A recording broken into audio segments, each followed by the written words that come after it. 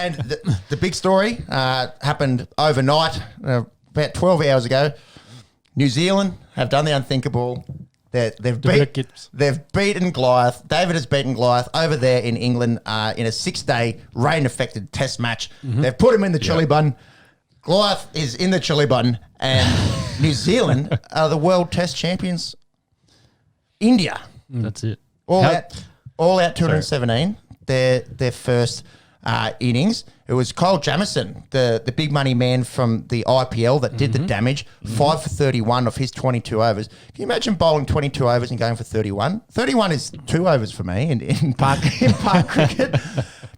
Like, just lethal. And the conditions over there, the ball was hooping, and New Zealand notably didn't pick a spinner, didn't need one. They just went with their 5 quicks. Colin de Groundhome didn't even bowl in the second innings.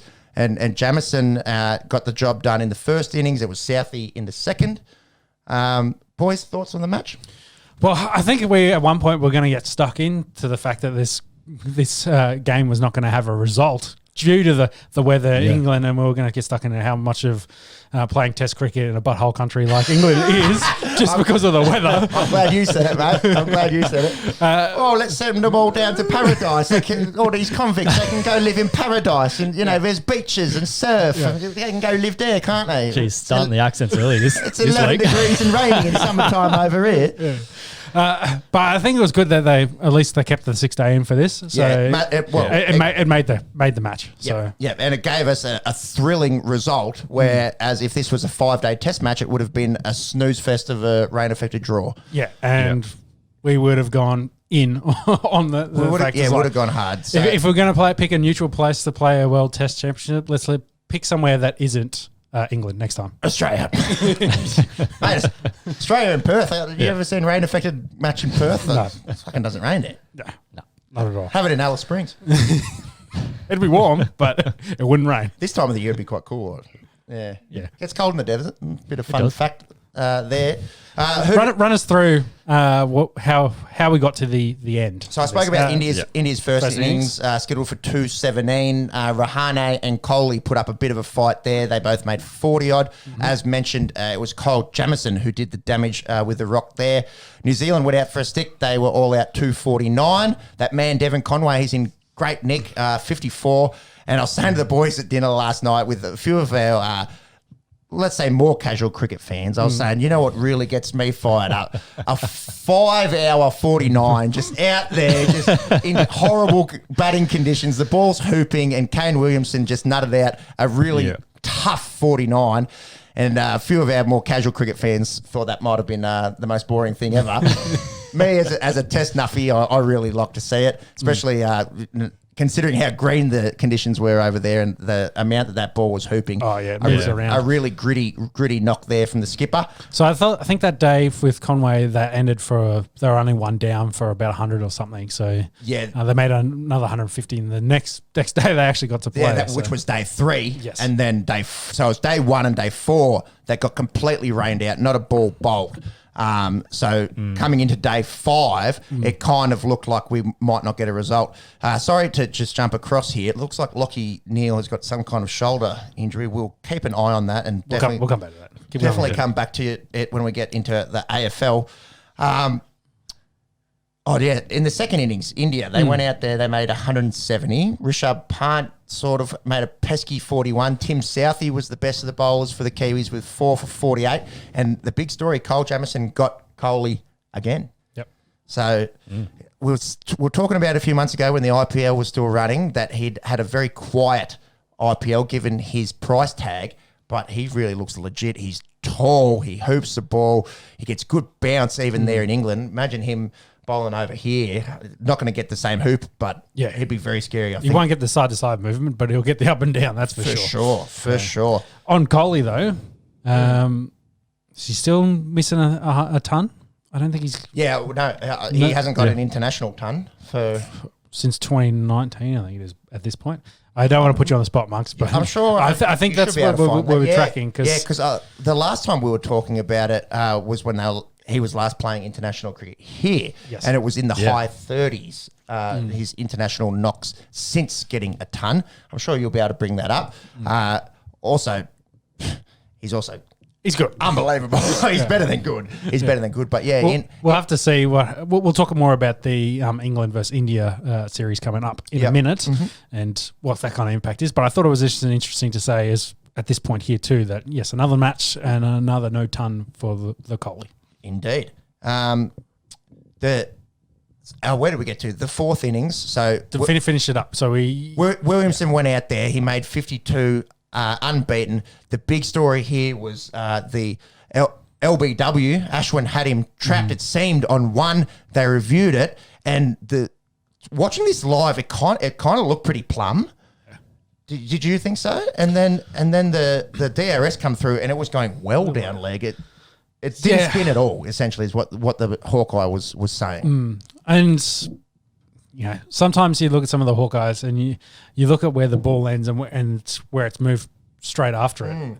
Because, again, it's a projection. So it's what it thinks is happening based on that first motion. But sometimes, I think it gets it wrong. And maybe it misses where the ball is by a solid inch. So it looked like, because it wasn't, it was missing by like a full ball width. Yeah. So very, very interesting, very interesting.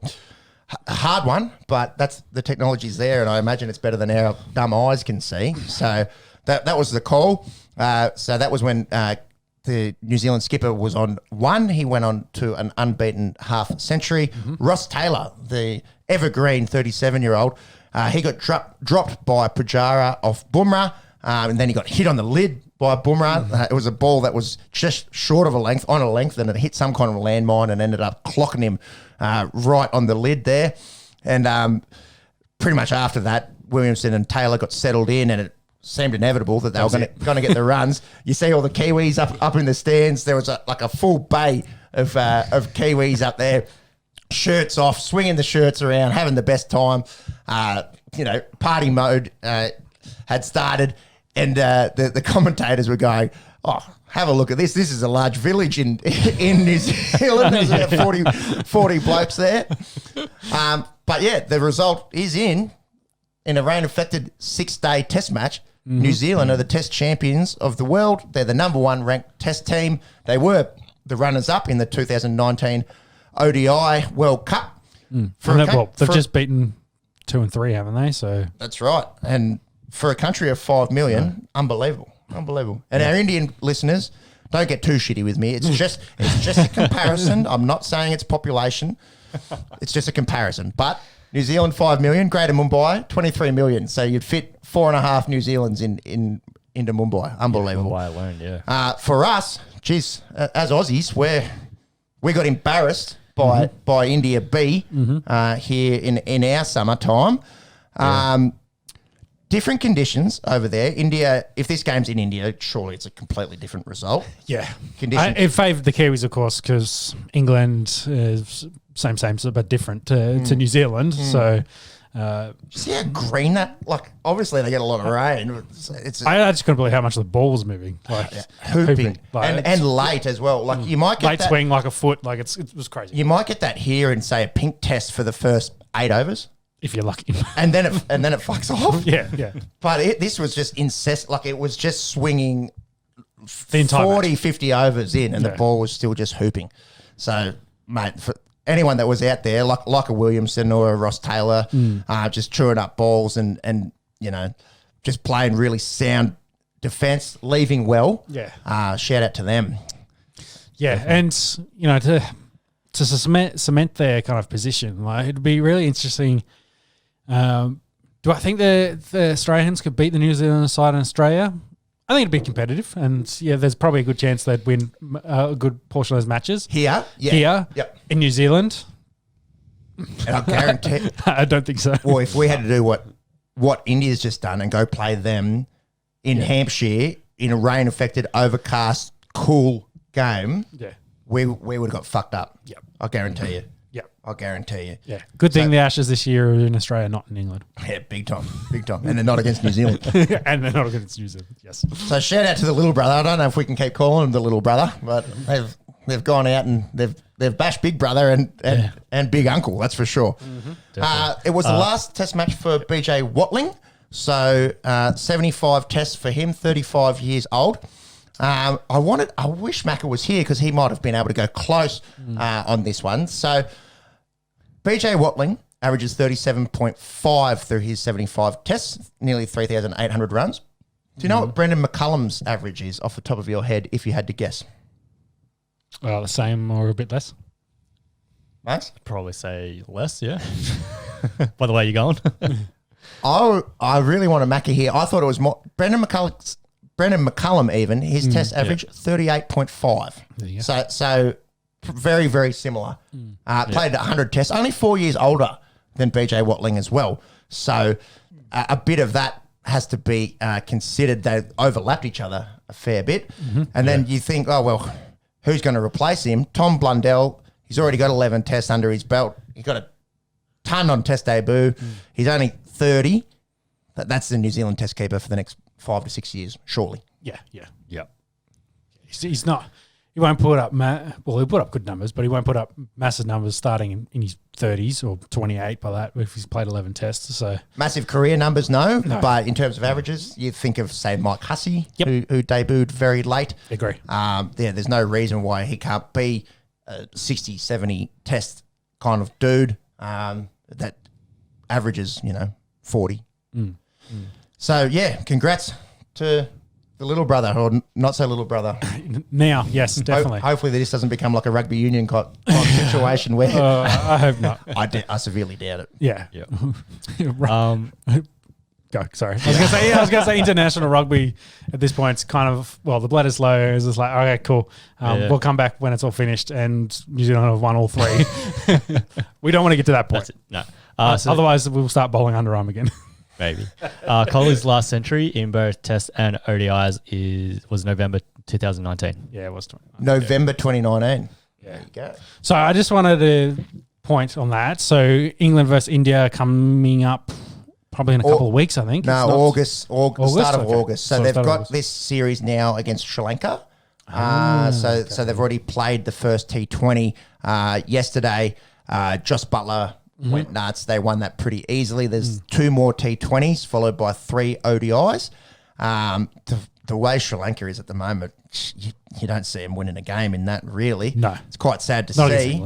And then Pakistan has the same fixtures throughout July. So 3 2020s, 3 ODIs, and then New Zealand get there for the first test starting August.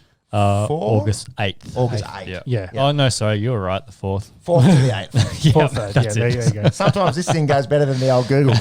And sometimes it goes horribly wrong. What are India doing in that time frame? Can't imagine. Just be netting it, I'd imagine. It'd be interesting because I don't think any of them are playing in the PSL, which is going on at the moment.